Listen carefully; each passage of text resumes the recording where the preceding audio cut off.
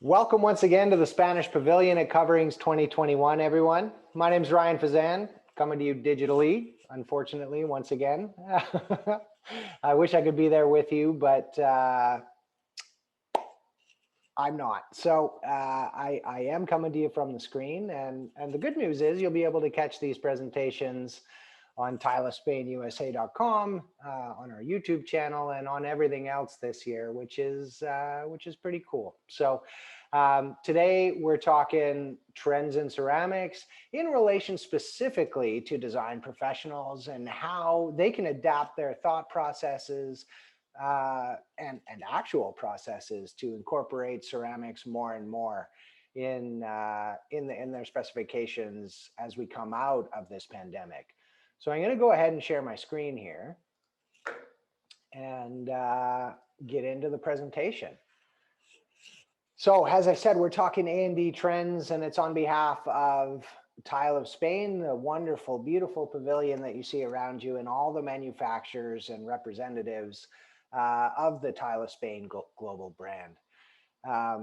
I'm their technical consultant in the USA market, which means I do a lot of editorials and sessions like this, trying to educate people on the Spanish perspective of the ceramic industry and how it relates to design and architecture. And that's truly what we're talking about today. So we do have some marching orders, and we're going to go through four major stages today in the presentation. First of all, we're going to look at a bit of a retrospective and what we've seen in the world and how it's affected us both as professionals in this environment, but more importantly for our clients and what's truly important to them and the users of the spaces that we're creating for them. We're going to sort of extrapolate from that retrospective and talk about some of the hints that emerge to guide us towards collective shifts in consciousness, things that are going to be universal truths for most of our clientele today, and how to harness the potential of ceramic tile to capture this narrative. I'm going to dabble my toes a little bit in my trends, but if you want to catch the full version of trends, make sure to see the the VIP press conference that I've done, as well as the panel presentation that I do every single year at Coverings in the official conference in partnership with the other show owners. And then finally, we're going to talk the supporting role and industry initiatives and manufacturing capabilities that we have to truly harness the potential of ceramics and some of the things we can do as specifiers to make sure that we have the budget, the time, and the ability to harness everything that the industry is bringing to the table to address all of your clients' concerns and what the new normal kind of looks like in terms of design. So first, I want to talk retrospective. I want to look at what the past 18 months have done to us collectively, because truly, we've all been through a crucible, haven't we? Each of us has battled demons. We faced hardships and celebrated all kinds of triumphs. That's the one thing that people, tend to leave out of their recap of the past 18 months is there have been a lot of really cool uplifting moments for a lot of us. A lot of us have learned a lot about ourselves and how we relate to our professions and the people that we share this world with. The only certainty that we have at this point, either in our profession or in our personal life, is that this world has changed irrevocably. This period that we're in right now, as we come out of this crisis, is now we get to decide if we just go back to the way that things were, or if there's changes that we've seen in this collective experience that we've shared that we want to force in the world around us. And I think the truth is that in some cases, there are some really big benefits that have come out of this in terms of what it does to our consciousness and our priorities. Number one, as we were restricted from moving internationally and vacationing the way that we normally do, we started to see this deep connection to our local natural environment. People started to hike more, go on canoe trips, camp. And the more connected we are to our local community and our local environment, let's say, is that sense and connection of nature became more and more important to us. We started to see the term biophilia come up, and that speaks to humans' connectedness to the natural world, or even just the representation of nature. It's something that really speaks to us on a deep and primal level. The other thing that we started to see as we come out of this crisis is a return to some of the major environmental crises that became apparent over the past decade to 5 years, and the voices that cried out about these problems in our world, and so a shift to environmentalism and addressing a lot of the concerns, whether it be climate change or pollution or waste. All of these things are more and more important to brands, people, and communities that we're working for. And so addressing these concerns in our design is incredibly important today. Obviously, a lot of us spent a lot of time at home this year, and not just the space around us, our actual domicile, whether it's a condominium, a townhouse, or a standalone single-family detached home. That space became our cradle. It became our safe zone. And so the importance of that space and its ability to adapt to our needs and support us through no matter what became incredibly important. Obviously, the same goes for businesses. And there's a lot of businesses, unfortunately, that have closed their doors over the past year. And I think a lot of the reason is because they didn't have the space or the support to be able to adapt to a crisis situation. And so in our design thought processes and our processes around how we utilize materials and spatial planning to address the adaptability of a space becomes even more important coming out of the past 18 months. How do we create spaces that ask very little of the user? How do we make spaces that are not only easy to sanitize, but actually sterilize? And how flexible is it to varied and multiple use cases? So it doesn't matter whether we're creating a home or a business. All of those questions are very, very important to our clients today and should be important to us as specifiers. So when we're looking at the snapshot, some really interesting truths started to come to the fore. And they were that our clients, whether it's a business or a private client, they're not just an island unto themselves. We've discovered our need to be connected with our community. We've discovered that humanity truly is a pack soul rather than an individualist soul. We don't do well in isolation. So how do we create areas and abilities for us to connect and gather in a safe way because of our renewed sense of community and responsibility to the neighbors around us? How do we support our local community better by the designs that we're creating? Because the truth is we're going to have to reshuffle somehow. So we're needing to focus on adaptability and sanitizability and sterilizability of the spaces that we're creating today. So all of this should be sort of creating an idea in your mind that, holy smoke, ceramics really address almost all of these things. They've become the cohesive kind of panacea answer that addresses almost every single one of these universal shifts and priorities. And we're going to get into the hows and whys of that shortly. But on a micro thing, what's most important to our clients is that bandwidth, what our space that we're creating for them takes up in their heads, what kind of concerns they have, what maintenance, what lifespan there is for the space that we're creating is incredibly important, because bandwidth is the most valuable commodity that we have right now. And if if something asks a lot of us in terms of mental or physical activity to maintain and control, in times of crisis, we just don't have that bandwidth available, and we need to be able to design for those times of crisis, because national and global disasters on a macro scale are just going to happen. We've started to realize that we're not as stable as we might have thought we were, and something's going to be out of our control. We can't control everything. So the more we can take variables out of the situation for our clients, the better off we're going to be.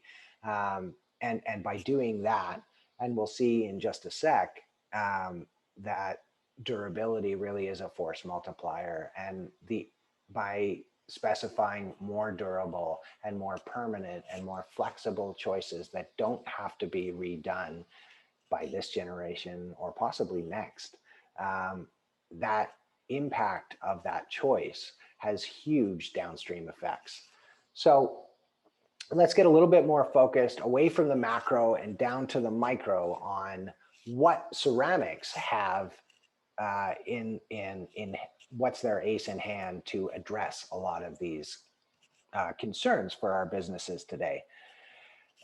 And I think one of the coolest truths is that we started to see that was perhaps unexpected for a lot of people, is that some of our bylaws and codes and restrictions really were a little bit bureaucratic and didn't make a whole lot of sense when push comes to shove, when the chips are on the line and you've got a key issue that is going to see a bunch of your people displaced, a bunch of your businesses close, and all it is little changes that happen in code to make their livelihood viable or survival even viable. We start to see how unimportant those bureaucratic rules were.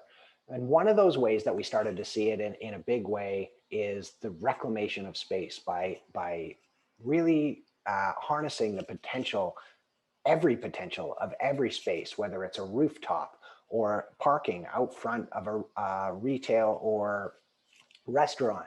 All of these little sort of zoning bylaws that have restricted the ability of us as creative professionals to harness the whole potential of the space that we're creating for our clients. It's really, really important. And I think, you know, anyone that's walked the streets of Europe and seen all these little beautiful cafes that operate from a space like this, but then have a patio like this, because it spills out into the street and thoroughfare. It's something that's been done in Europe for a very long time now. And we're starting to see that in a lot of our communities here. And I think that it's something that we're realizing, heck, we kind of like all of these alfresco dining options. We kind of like having an outdoor kitchen and a patio where we can safely have our family over to visit. There's all sorts of ways that we're reclaiming space, and the material choices that we have with cohesion from our inside to our outside has never been more important. So as specifiers, we not only think of the visual continuity, but we also think of the technical continuity. We want our space to be safe for our clients' use when it transitions from inside to outside.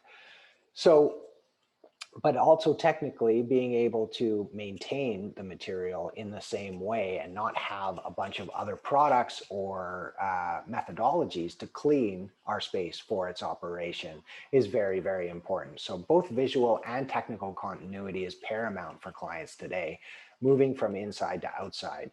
So ease of ownership and aftercare really can't be an afterthought.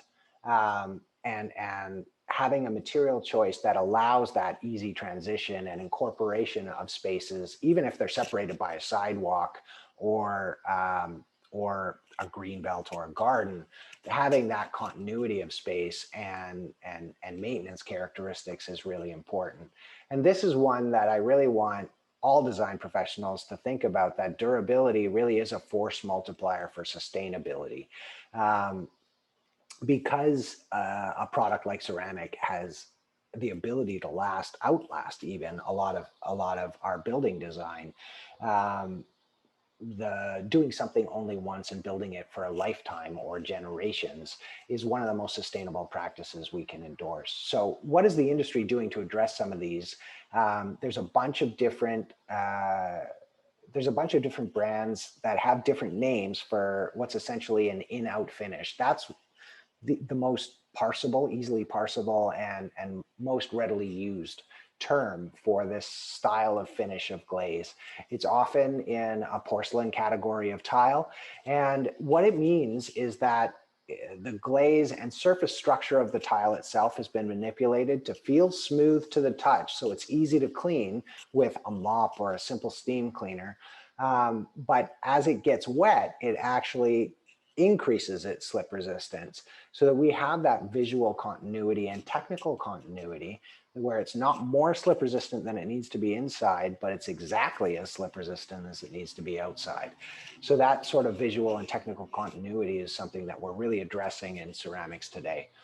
We're also addressing budgets by incorporating different thicknesses so that we can mechanically fasten or even create temporary pop-up locations with that visual continuity.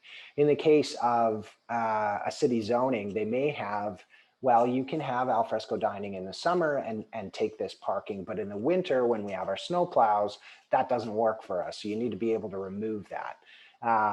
In the case of 2 centimeter and 16 mm ceramics and creating a pedestal system, you can create a beautiful patio or exterior meeting space for an office, and then remove it and then bring it back out next season. So all of these kind of things are creating ways to decrease budget, increase capability, as well as the continuity throughout our spaces. The Utilitarian Conundrum and Louis Sullivan's classic form follows function has been an icon and something that has been talked about in architecture and design ever since it was coined in the early 1900s. And it's never been less true in terms of ceramics.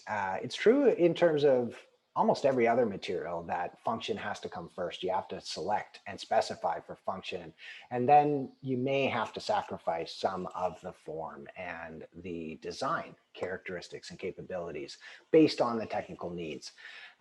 We're creating multiple different gauges in ceramics, and we'll start to see all of the inherent benefits that really speak to what's important to clients today shortly as we go on through the presentation. But all of this, all of these questions that we're asking ourselves, how do we create spaces that adapt and support multiple use cases?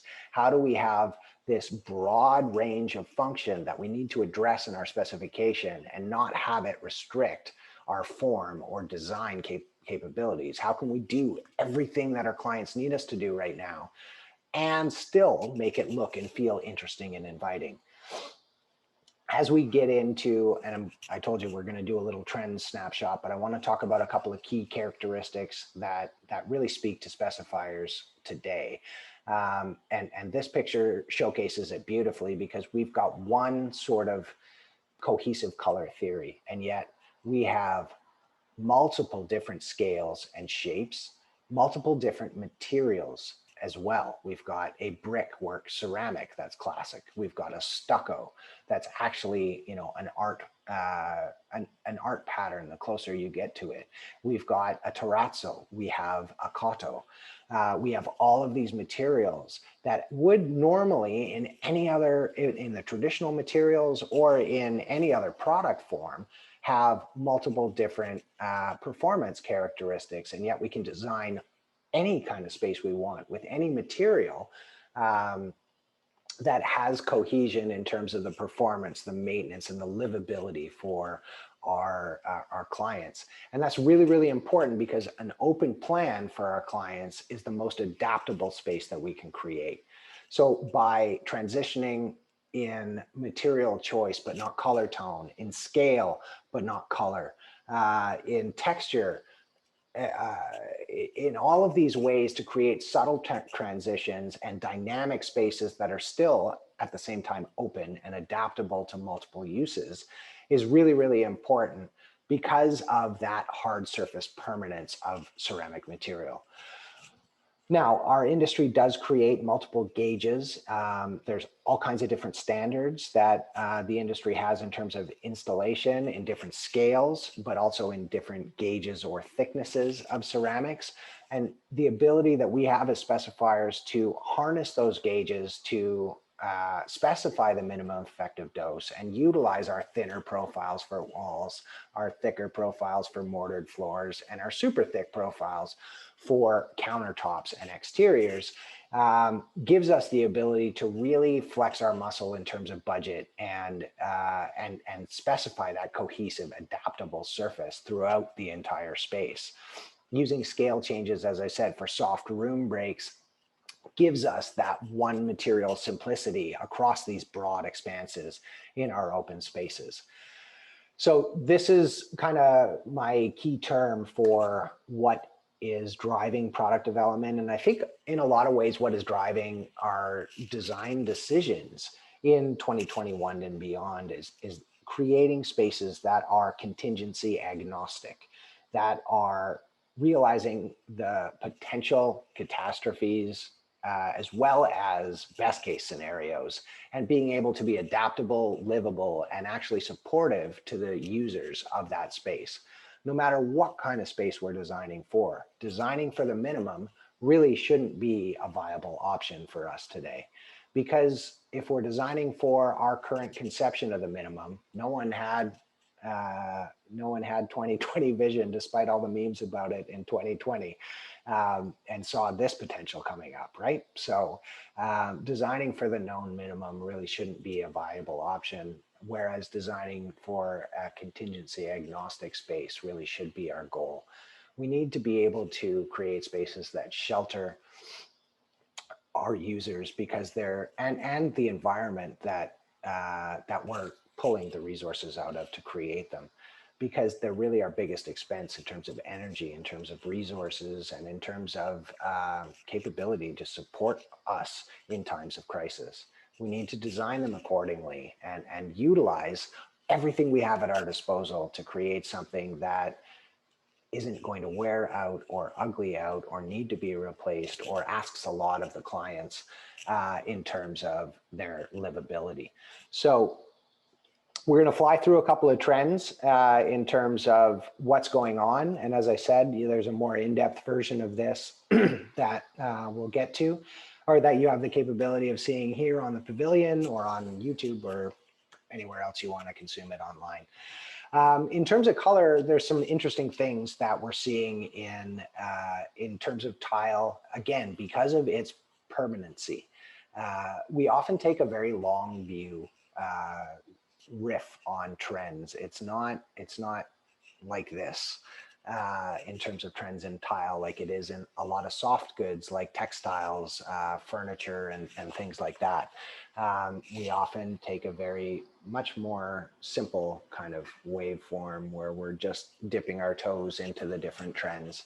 I'd say that this year it's even more timeless and relatable than normal, because what we're seeing is this relationship to the natural world and comfort being the most important thing in terms of our design language today. So the color tones that we're seeing have a lot of warmth and nuance to them. They're oftentimes a little bit more desaturated to let a lot of the natural world and the vegetation that we're designing around and trying to envelop with our spaces to give them relatability and give the users of the space, through the relatability to the natural world, a sense of comfort. So our colors are hearkening to natural materials and phenomena this year because we're looking at them differently. They're cradles that nurture and protect us. So the colors that we use to render those spaces actually invite the exteriors in. Because we might be stuck in them for a while, right?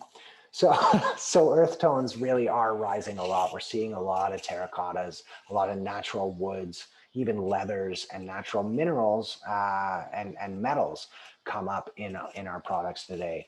It doesn't have to be constraining though. It doesn't have to be just terracotta, although we're seeing a lot of that. It's natural woods that don't have very deeply colored stains that are really letting the soul of that material show through. It's gray tone stones that have a lot of warmth breathed into them, but it's not in your face. It's just that underlying warmth that gives the relatability between that stone and the natural wood of that tabletop, and the warm charcoal brown of those throw pillows as well. It's just that undertone, that tasting note that's realized later. Once you see enough of the product that's coming out, you start to realize that this warmth tone is becoming very, very strong, because we are looking for a sense of comfort, a sense of ease and relatability. That's a lot like our favorite cable knit sweater that we pull on Sunday mornings for coffees with our loved ones.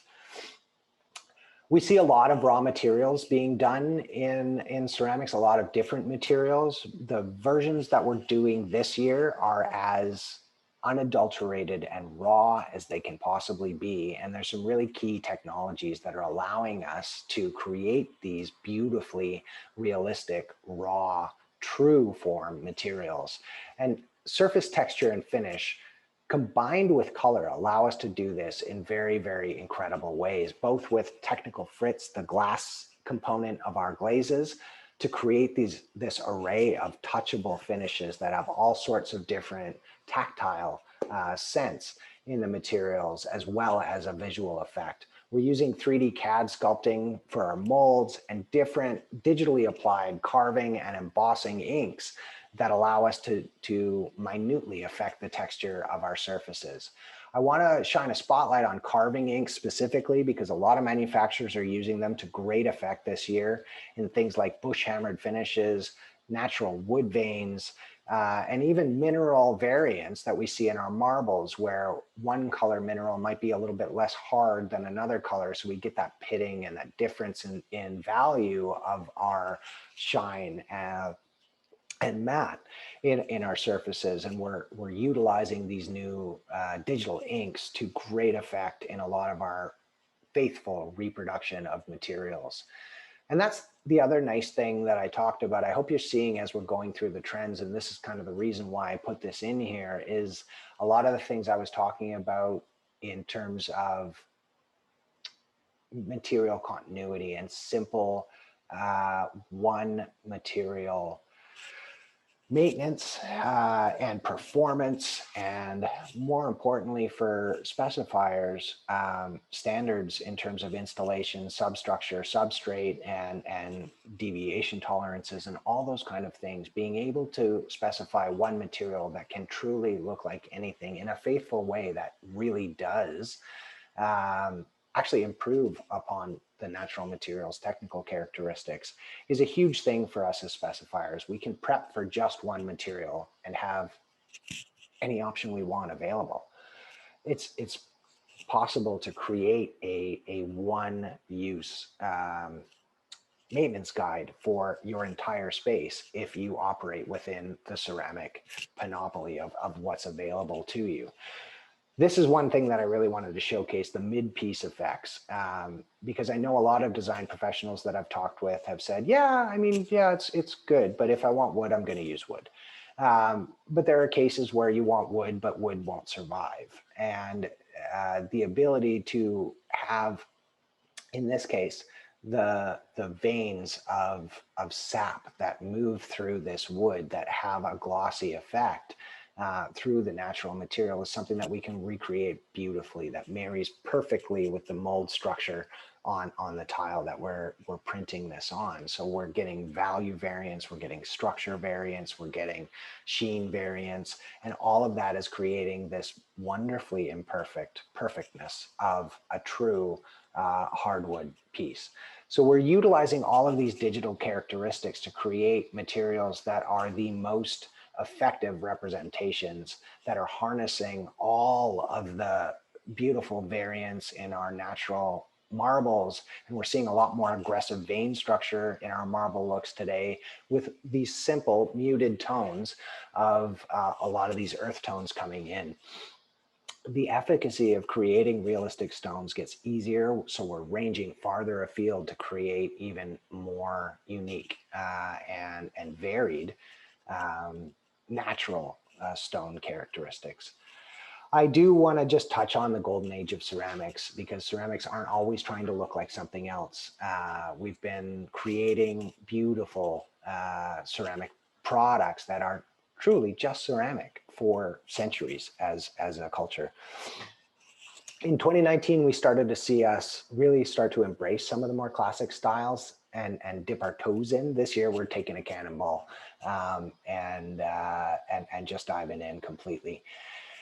One of the great ways that our digital characteristics or our digital capabilities allow us is to create in situ vintage ceramics that have that variance of the glaze wearing away because they've been there so long. And yet this is a fully glazed surface. We're creating that variance in matte and gloss with glossy inks. So it's fully glazed. It has the performance characteristics of a brand new modern tile, but it looks like it's been there for centuries, which is great for a younger culture like we have in America versus Europe. We're utilizing grania and different layered glazes and inks to bring depth of tone and finish through our ceramics.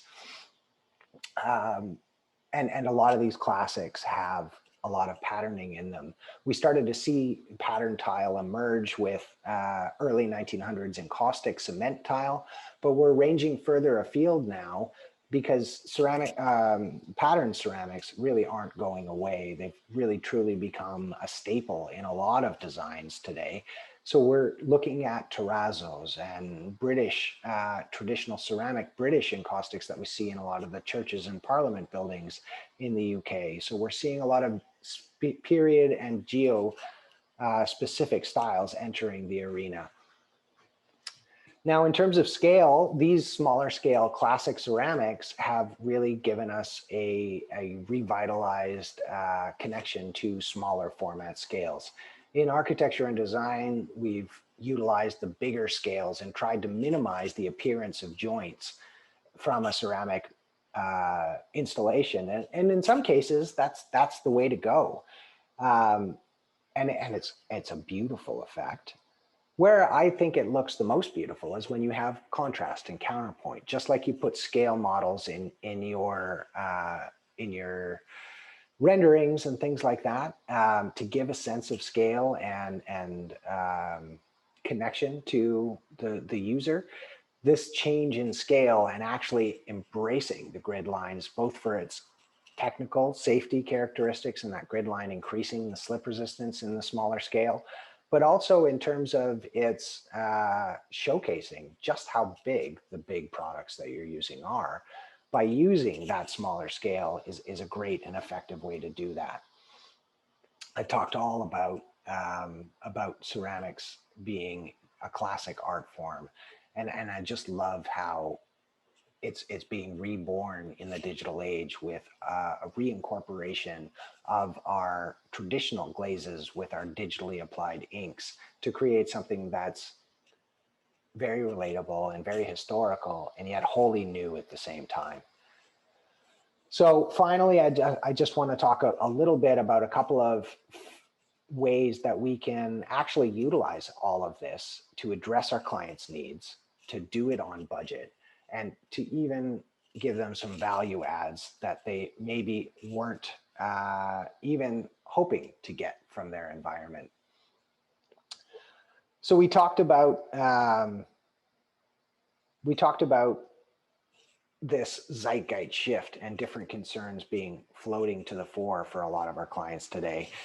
And it's interesting that there are things that become important to us and we think that they've been around forever, but for me, I never looked for an ingredient label when I was a kid. And yet you can't buy anything anywhere in the world really that's consumable, edible, that doesn't have ingredients and nutritional information anymore.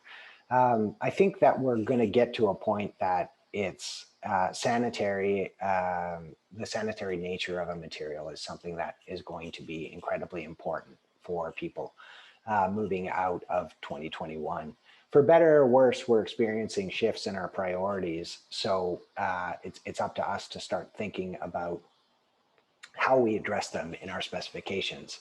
And I think we've known for a very long time, like this beautiful hospital that we've taken a trip to with our Passport to Creativity contest, which, by the way, may, fingers crossed, come up in 2022. So if you're interested in that, keep an eye on our social.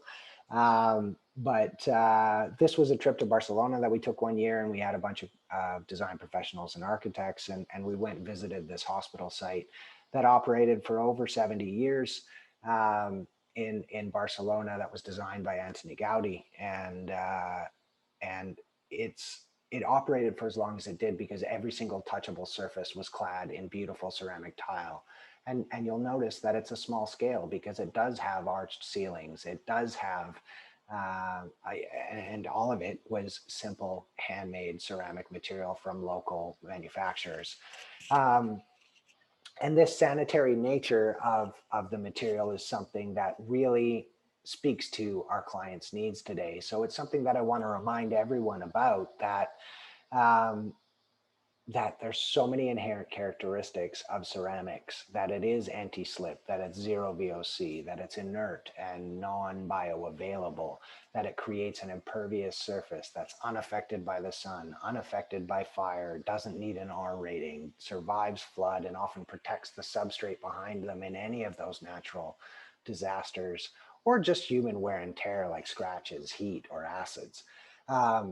That it offers such a huge quality of life for clients in commercial and residential because it just cleans simply with steam and water with no chemicals, and it's easy not only to sanitize but also sterilize. I gave you some ways to address some of the budget issues with a premium durable product like ceramics by utilizing gauges to specify the minimum effective dose, by using mechanical systems to create temporary or lower cost solutions for your clients. And I want everyone to kind of think outside the backsplash. But one of the best ways for us to do that in our projects today is by knowing right from the structural design phase that we're going to be utilizing ceramics in as whatever surfaces that we're thinking of them. I hope it's a lot more than you were thinking of utilizing them at the start of this session, because the capabilities truly are endless. But what the interesting thing is if you're prepping for tile from the structural phase of design, it allows you to take all of the prep work out of your finished budget, which in a lot of cases is where the budget balloons for a premium product, hard surface like ceramic tile.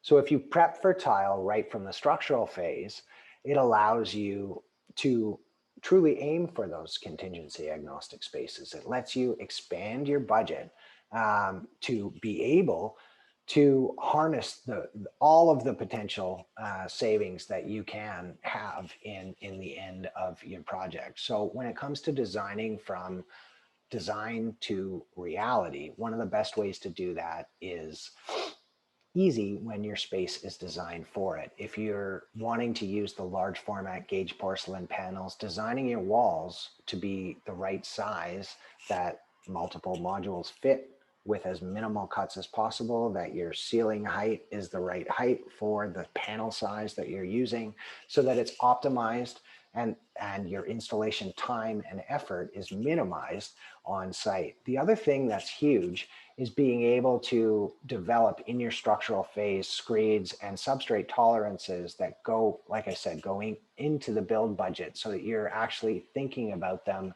not when you're thinking about all the other finished materials, but as a structural component of the building. This is another key one that I've seen utilized beautifully on multiple specs, where the trade order of operation is huge way to reduce our budgets, where we know we're going to specify ceramics, getting those large panels in for the flooring. And if we're using large formats, things like that, like getting that in even before the boarding is being done, so that you get your flooring in and finished and they can move through the walls. Again, that's another way, even if it's small format. I've seen a lot of residences that they do their tile flooring before the boarding. And having the contractors not have to work around tiling themselves into a corner, but being able to walk through the studs is a huge way to save time, not to say nothing about the fact that your cuts along the edges and your soft perimeter joint and your room for expansion creates a huge capability and time saver for your tile setters. So this trade order of operation and thinking about getting your tile setters in when it's optimal is something that you can do when you truly think about tile as a structural component of the building, as opposed to just an afterthought as the rest of the finishes. The last thing I want to leave you with is that even though tile has all of these characteristics and benefits, there's novel solutions arising each year that address key concerns that are coming up for our clients. Obviously, this year, one of the key characteristics that we're looking into is the health promoting capabilities of ceramics, even though it's inert, even though it's impervious, even though yada, yada, yada. We're still looking for ways to make it an even healthier, safer surface. So we're looking at nano reactive coatings that are encapsulated within the glaze that act as catalysts with different light sources to retard or restrict the growth of mold, mildew, and bacteria. Excuse me. And this year, I do know that there are some certifications pending. I don't know. I know that the goal was for them to come out in time for coverings. But it's worth walking around the pavilion here and talking to the manufacturers to see what novelties they're introducing in terms of their health promoting characteristics of ceramics, because just the inherent properties are not the end of the story. I don't even think I finished that little preamble there. There is a certification that's in process that's looking at a coating actually for not only antibacterial, but also antiviral properties.